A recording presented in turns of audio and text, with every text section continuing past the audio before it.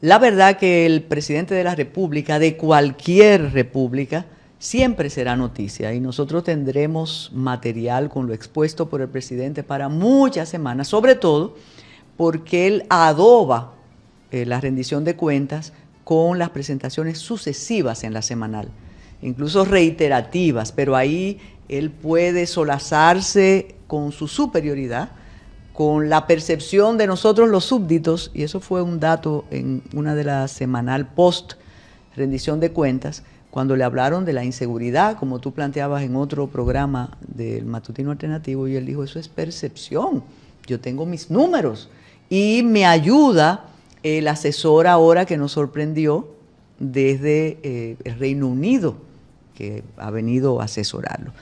Pero se omiten situaciones cuando tienen muchos voltios, y a mí me llamó la atención la omisión que en la rendición de cuentas, o omisión no, cómo él pasó de largo con el problema de electricidad, porque quizás es percepción la interrupción del servicio eléctrico, Luis Miguel Pereira. Lo de la electricidad sí es serio, porque los apagones lo sufre en carne viva la población.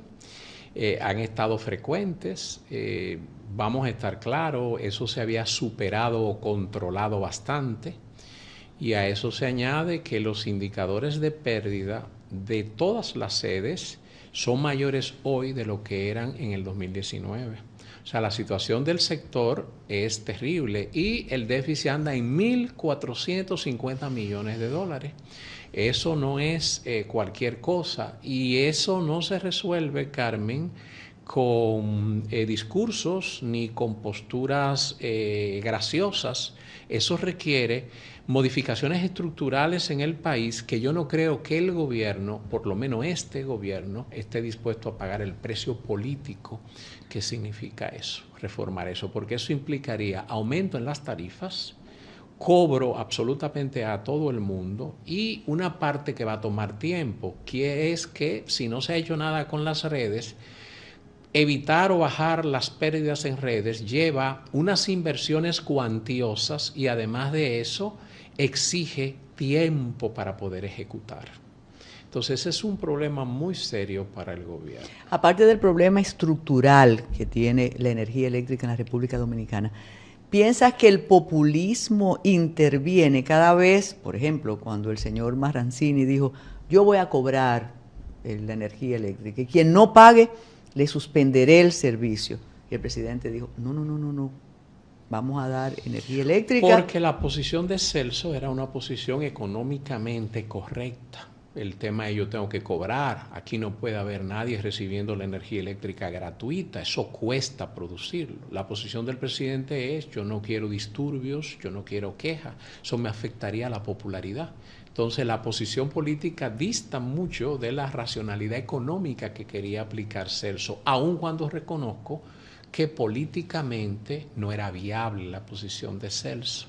Sobre todo que él, en la forma que iba a aplicarlo, por lo menos como lo anunció originalmente, iban a pagar los pecadores con los inocentes, lo justo por pecadores, y no era lo correcto tampoco, además de que la impopularidad iba a ser tremenda. Y todavía no es nada, todavía quedan reductos del invierno. Cuando la temperatura empiece a apretar a finales de marzo, y los apagones empiecen si los apagones continúan, el descontento, el mal humor y la popularidad del gobierno van a sufrir. Uno siempre atribuye a los asesores, a los escritores fantasmas, las actitudes de cualquier jefe de Estado y de gobierno. Aparte de esa sutileza con el problema eléctrico, fíjese que el presidente insiste en seguir construyendo hospitales para el efecto de lo que es la causa. Me explico. Él siempre dice, y su ministro de Salud avala, que nosotros vamos a tener una cantidad de hospitales traumatológicos en todas las regiones de la isla. Pero no se atreve a decir, yo les prometo a ustedes, simplemente que voy a aplicar la ley que creó a Intran, a DGCET. ¿Cómo tú miras eso? ¿Cómo tú valoras eso? Lo que pasa es que ese es el efecto monumentalista. Fíjate que aquí se construyen escuelas, pero no se revisan los programas, no se capacitan los profesores, no se actualiza, no se cumple con los programas educativos, las jornadas. O sea, todo se queda a mitad, pero las escuelas se ven, el monumentalismo se ve. Por ejemplo, la ciudad se inunda cuando llueve y este gobierno ha tenido eventos con ahogados y tragedias. Y eso, ¿nunca han vuelto a hablar del alcantarillado? No, no se ha vuelto a hablar del alcantarillado, pero tú sabes lo que ocurre, que el alcantarillado se llevaría miles de millones de pesos y eso no se ve, eso está debajo de la tierra, eso no se vende para elecciones ni para popularidad. Y ese es un problema no solamente de este gobierno, ese es un problema de los políticos en general, pero en este gobierno está un poco más agravado. Luis Miguel Pereira, hay un detalle, con todo el respeto a la investidura del primero entre los iguales, que tiene que ver con los deslices jurídicos. Quizás por el propio temperamento del presidente, él decide tomar decisiones a contrapelo de la ley, de la propia Constitución. Esta vez, el 27 de febrero, muy orgulloso, él dijo que había firmado un decreto para sancionar a los pandilleros haitianos y que los consideraba terroristas. Yo escribí y te comentaba que la comunidad jurídica contuvo el aliento cuando él dijo eso. Pero él persiste y en la semanal dijo, sí, eso se va a hacer. ¿Qué pasó ahí? ¿Por qué él no lo aprendió bien? Él tuvo un hierro que incluso compromete la relación. Bueno, con Haití uno no considera que es un estado viable, pero ¿qué pasó ahí? El presidente me parece que leyó el New York Times o leyó The Economist o cualquiera de esas publicaciones norteamericanas y vio que Trump había dicho que a los mexicanos, a los carteles de la droga mexicano, él le iba a aplicar, lo iba a declarar terroristas. Eso allá sí tiene una base jurídica porque hay una ley que le permite al presidente en esos casos hacer uso de las Fuerzas Armadas contra esos grupos. Aquí nosotros no tenemos eso, pero a él le gustó la figura y dijo, pero yo la voy a utilizar en la isla. Pero el Bitercio Insular no tiene eso. Además, es ridículo porque si aquí entra una pandilla y asesina, destruye, incendia, secuestra, mata, todo eso se sanciona en base a crímenes y delitos que están previstos en la legislación, en el derecho penal material que tenemos en el país. Entonces tú no lo necesitas, es efectista, pero eso es del presidente. Eso yo no se lo endilgo al consultor jurídico del Poder Ejecutivo, porque yo me he dado cuenta de otros errores en que he podido percibir que es el presidente que quiere. Sí, y la territorialidad se le olvidó y todo eso. Mire, ¿no? El presidente se tomó con la independencia del Ministerio Público. Presidente, está ya en la Constitución la independencia del Ministerio Público y hay que ponerle candado a la Constitución con la reelección presidente. Ya eso está prohibido. Y él hizo una reforma que era inútil, innecesaria. Rápida y pasará a la historia como la reforma constitucional más innecesaria en la vida republicana, pero él la quería. Caprichosa. Y se pasó, tiene el poder, porque él luce, yo no lo conozco, pero luce una persona que cuando tiene una preconcepción no lo mueve nadie de ahí. Tiene una cosa buena que hay que reconocerla, él no polemiza, él dice lo que quiere decir y deja que todo el mundo hable, pero tampoco anda persiguiendo a nadie porque disienta de su posición. Y eso también es democracia, es parte del libre juego. Y él lo juego. dice. A mí realmente, aquí en la intimidad, no me convence mucho porque él dice, eso es democracia, todos tienen derecho a decir lo que quieren, pero él tiene una serie de soldados que son hipersensibles. Y manejan ese mundo oscuro de las cloacas digitales y te convierten en guiñapo, ¿no? Te enfocan y entonces dicen que tú eres un adversario o que tú respondes a tal o cual. Ahora, por ejemplo, las redes sociales son pecaminosas. Sí. Por ejemplo, las redes sociales yo no vi en los gobiernos anteriores que a ese litoral le molestaran. Porque estaban, y yo creo que sí, que son pecaminosas las redes sociales, pero si son pecaminosas, tienen que serlo con cualquier gobierno, no solamente cuando te afecta a ti. Ahora lo son porque ha empezado a afectar al gobierno y a ciertos comunicadores que han estado en el candelero últimamente. Claro. Lo que pasa es que eso se maneja Y todo el mundo sabe que las redes sociales es un campo minado, los bots hacen su trabajo, hay otros bots humanos que también hacen su trabajo, eso sale más caro, pero las granjas siempre están activas y toman sus focos predilectos y los atacan.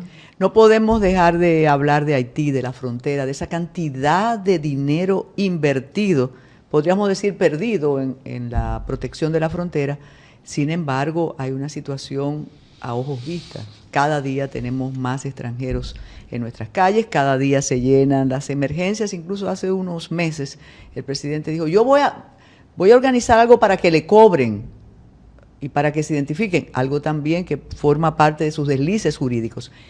¿Por qué no logramos controlar la frontera a pesar de todo el despliegue y esa fe de que el presidente es el centinela de la misma? Ese fue otro de los luceros desagradables del discurso. Si uno oye el discurso, dice, bueno, aquí está el centinela de la frontera, este es el gobierno que más ha defendido y vigilado la frontera dominicana. Yo creo que él ha tenido hacia afuera un discurso beligerante en defensa de la soberanía nacional. En Naciones Unidas, cuando visita el gobierno norteamericano y habla con algún funcionario, ese es un mérito que tiene. Pero en términos reales, lo que significa control fronterizo, lo que significa seguridad, lo que significa la parte que tiene que ver con el negocio de los haitianos, eso sigue igual y yo diría que eso ha empeorado en este gobierno. Tú recuerdas que el año pasado, cuando estaba el affair Intran,